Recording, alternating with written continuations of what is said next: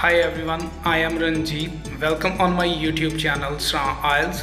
आज आप introduction question category car trip के जो आंसरस ने वो डिस्कस करांगे इस वीडियो दे विच देखांगे कि किद्दां इन्हां दे आंसरस नूं आपां बेस्ट वे दे नाल एक्सप्लेन कर सकते हैं with the help of good vocabulary, complex sentence formation, adverbs, adjectives, propositions, conjunctions and phrases.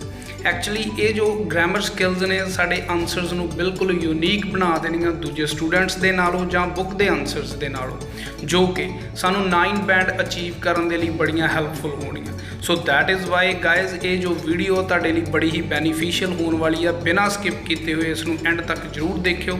अगर तुहानूं साडे एफर्ट्स गुड लगदे ने तां साडी वीडियो नूं लाइक शेयर जरूर कर दिओ।